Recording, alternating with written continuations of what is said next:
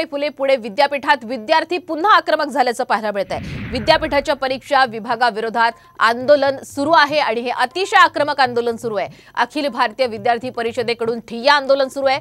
परीक्षा होऊन निकाल लागल्यानंतर ज्या विद्यार्थ्यांनी फोटोकॉपीसाठी अर्ज केला होता त्यांना 1.5 महिना उलटून गेल्यानंतर सुद्धा फोटोकॉपी मिळालेली नाहीये असा आरोप आता विद्यार्थ्यांनी केलेला आहे। परीक्षा विभागात विद्यार्थ्यांकडून जोरदार घोषणाबाजी सुद्धा सुरू आहे।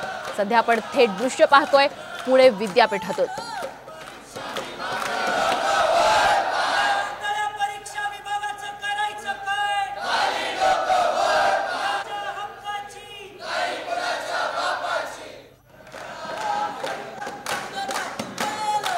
पुणे विद्यापीठात आपण पाहतोय विद्यार्थी आक्रमक झालेले। एबीव्हीपी कडून विद्यापीठात ठिय्या आंदोलन सुद्धा सुरू आहे। अर्ज करून सुद्धा फोटोकॉपी मिळत नसल्याचा आरोप विद्यार्थ्यांनी केला आहे।